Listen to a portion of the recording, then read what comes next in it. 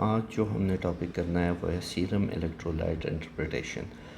ये कुछ जो टेस्ट वगैरह हम कर रहे हैं ये नॉर्मली हमने ज़िंदगी में बहुत बार किए भी होंगे, देखे भी होंगे। ये बेसिकली हो सकता है किसी newly medical appoint medical officer के लिए, एचओ के लिए करामद हो, उनको रूरल एरियाज़ में अगर बैठे हैं तो वो ये टेस्ट वगैरह अगर उनके पास आते हैं, या नॉर्मली हमारे पास अगर अपना कोई पेशेंट लेके आता है या ख़ानदान में कोई लेके आता है, तो कम से कम हमारे पास जो बेसिक नॉलेज है उन टेस्ट की वो होनी चाहिए। और उन टेस्ट को कैसे रीड करना है, कैसे पता चलाना है कि इसमें है क्या। तो प्लीज़ हमारा चैनल नया है, इसको लाइक और शेयर सब्सक्राइब ज़रूर कीजिएगा। तो अपने टॉपिक की तरफ चलते हैं। हमारे पास जो हमारा टॉपिक है वो है सीरम इलेक्ट्रोलाइट्स का जो इंटरप्रिटेशन है वो हमने क्या करना है। उसमें हमने चंद चीज़ें देखनी है। उसमें हमने देखना है सोडियम की value, potassium, chloride, carbonate, calcium, magnesium और फास्फोरस को हमने देखना है। नंबर सबसे पहले हमने जो देखना है वो है सोडियम हमारे पास। अब हमारे पास जो सोडियम की नॉर्मल जो वैल्यू है वो 135 से लेके 145 मिलीएक्वल पर लीटर है, ठीक है। अब हमारे पास अगर ये 135 से नीचे आता है वैल्यू इसकी, तो इसे हम बोलते हैं हाइपोनेट्रीमिया, लेस देन 135। इसके सिम्टम्स क्या होंगे हमारे पेशेंट में? उसको नाज़िया होगी, वॉमिटिंग होगी, कन्फ्यूजन होगी, सीज़र भी हो सकती है अगर वो लेस देन 24, हेडेक है, इरिटेबिलिटी है, ठीक है। इनके सिम्टम्स हो गए। अब इनकी काजेज़ क्या क्या है हाइपोनेट्रीमिया की? हाइपोवॉल्यूमिक डायरिया है, वॉमिटिंग है, डायूरेटिक्स है, ठीक है। ये वॉल्यूमिक में से हाइपोथायराइडिज्म है, हाइपोवॉल्यूमिक कंजस्टिव हार्ट फेलियर है, नेफ्रोटिक सिंड्रोम है और सिरोसिस है।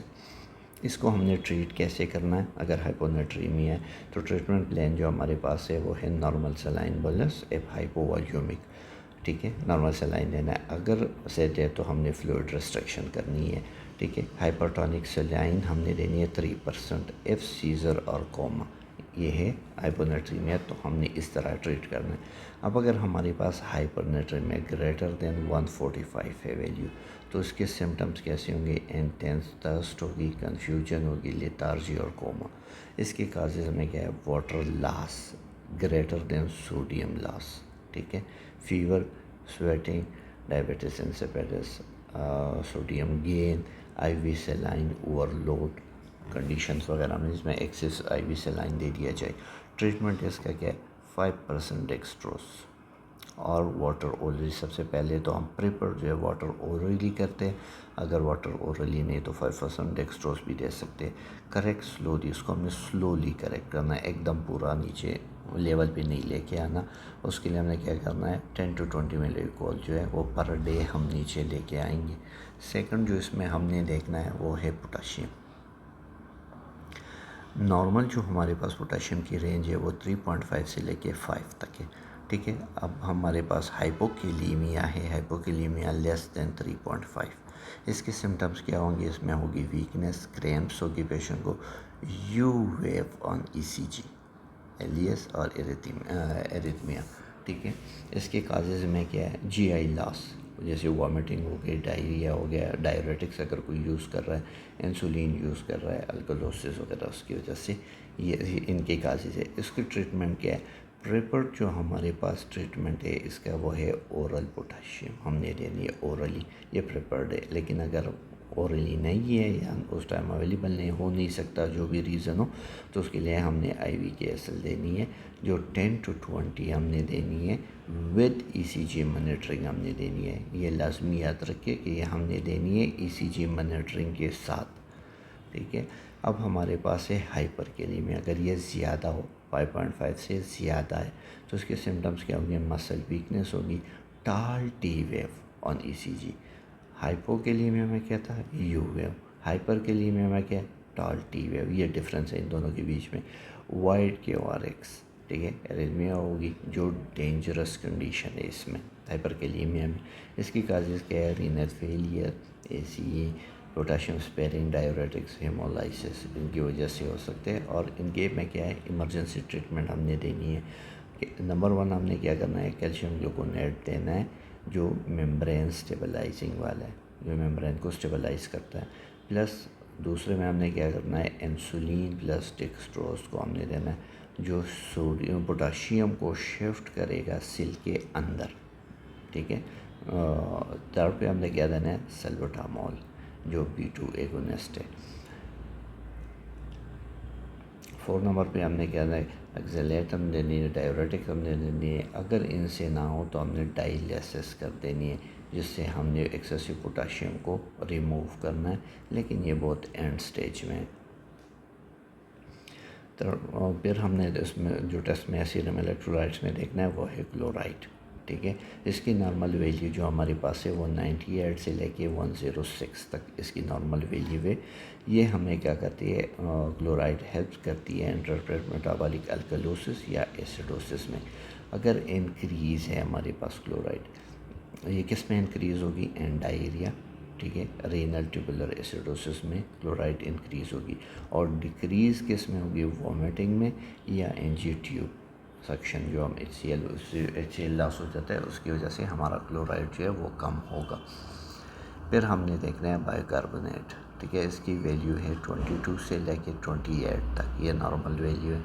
अगर हमारे पास बाइकार्बोनेट की वैल्यू कम है तो ये metabolic acidosis, for example DKA, sepsis, renal failure, और इसी में हमारे पास अगर बाइकार्बोनेट जो है वो ज़्यादा है तो ये metabolic alkalosis, for example vomiting या डायूरेटिक्स की वजह से। Use ABG to confirm, bicarbonate को कन्फर्म करने के लिए ABG यूज़ करते हैं। कैल्शियम जो हमारे पास नॉर्मल उसकी वैल्यू है वो 8.5 से लेके 10.5 तक है। ठीक है, हाइपोकैल्सीमिया मतलब ये 8.5 से लेस हो गया। सिम्टम्स क्या है, टेटनी, टिंगलिंग, कार्बोफिशियल स्पाज्म, रेस्ट्रिक्टोजम साइन, सीजर, क्यूटी, प्रोलॉन्गेशन। इसके काजेज़ क्या होंगे, hypoparathyroidism, vitamin D deficiency, CKD और पैनक्रेटाइटिस। इसको हमने ट्रीट कैसे करना है, हमने देनी है IV कैल्शियम ग्लूकोनेट एसिम्प्टोमेटिक। ठीक है, और oral calcium plus vitamin D ये हम साथ में उसमें देते हैं हाइपो में। अगर हमारे पास हाइपर है, ठीक है, तो उसके सिम्टम्स क्या, हाइपर मतलब 10.5 से ऊपर है, तो सिम्टम्स में क्या है, बोन्स, स्टोन, ग्रोन्स, साइकोटिक मोन्स। इसमें क्या है, कॉन्स्टिपेशन, कन्फ्यूजन, डिहाइड्रेशन। इसके काजेज़ में क्या है, हाइपर पैराथायराइडिज्म। ठीक है, इसमें मैलिग्नेंसी हो सकती है, थायराइड डायबिटिक्स की यूज़ की वजह से हो सकता है। ट्रीटमेंट में क्या है हमारे पास, IV नॉर्मल सलाइन, हाइड्रेशन हमने करनी है, फ्रोसेमाइड आफ्टर हाइड्रेशन। ठीक है, और बाइफॉस्फोनेट इन मैलिग्नेंसी में बाइफॉस्फोनेट्स। मैग्नीशियम हमारे पास नेक्स्ट उसमें देखने में आता है वो है 1.5 से नॉर्मल वैल्यू लेके 2.5 तक इसकी नॉर्मल वैल्यू है। अब हाइपोमैग्नीसीमिया जो है इसमें सिम्टम्स क्या होंगे, मसल क्रैम्प्स होंगे, सीजर, टॉसिस डिपॉइंटस ECG में। ठीक है, काजेज़ क्या है, डायूरेटिक्स, अल्कोहलिज्म, डायरिया। ट्रीट कैसे करना है, IV mg SO4 कितना देना है, 1 to 2 ग्राम इन 30 मिनट्स।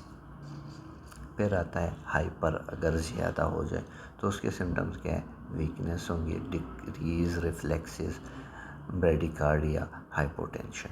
इसके काजेज़ में क्या है, renal failure, magnesium containing antacids, for example stop magnesium intake. Treatment में क्या है, stop magnesium intake, IV calcium gluconate हम देंगे। सबसे लास्ट में जो हमारे पास है वो है फास्फोरस। इसकी नॉर्मल वैल्यू जो है 2.5 से लेके 4.5 तक है। Low energy feeding syndrome, alcoholism, DKA recovery में भी ये लो हो सकते हैं। हाई किस में होंगे, CKD में होंगे, हाइपोपैराथायराइडिज्म इसमें हाई होंगे। Science of decrease, muscle weakness होंगी और रेब्डोमाइलोसिस होगी। ट्रीटमेंट में क्या है, ओरल IV फास्फोरस हम देंगे। तो क्लिनिकल सिनेरियोज हम देखते हैं, हमारे पास अगर डायरिया है, ठीक है, तो उसमें पोटाशियम कम होगी, क्लोराइड कम होगी, एसिडोसिस होगा। वॉमिटिंग है, क्लोराइड कम है, बाइकार्बोनेट ज़्यादा है, अल्कलोसिस है। डायूरेटिक्स, सोडियम कम होगा, ठीक है, पोटाशियम कम होगा, मैग्नीशियम कम होगा। CKD का पेशेंट है तो पोटाशियम ज़्यादा होगा, फास्फोरस ज़्यादा होगा, कैल्शियम की कमी होगी। DKA सोडियम कम होगा जो सूडो स्टेट में होता है, डिक्रीज पोटाशियम आफ्टर इंसुलिन और डिक्रीज PO4 फास्फोरस। ICU या सेप्सिस में क्या होगा, मैग्नीशियम कम होगी, फास्फोरस कम होगा। कैंसर के पेशेंट में कैल्शियम ज़्यादा होगा। ठीक है, थैंक यू सो मच।